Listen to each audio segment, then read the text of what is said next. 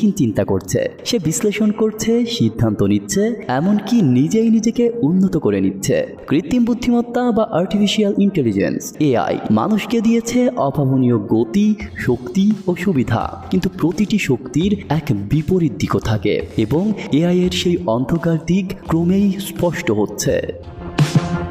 AI আজ কেবল সহকারী নয়, সিদ্ধান্তদাতা। হাসপাতালের রোগ নির্ণয়, আদালতের বিচার বিশ্লেষণ, এমনকি পুলিশের নজরদারিতেও এআই ব্যবহার হচ্ছে। কিন্তু সমস্যাটা শুরু হয় তখন যখন মানুষ সেই সিদ্ধান্তের উপর আর প্রশ্ন তোলে না। যন্ত্র যখন বলে তুমি দোষী, মানুষ নিঃশব্দে তা মেনে নিচ্ছে। তবে কি আমরা ধীরে ধীরে বিচার বুদ্ধি, বিবেচনা সব হারিয়ে ফেলছি?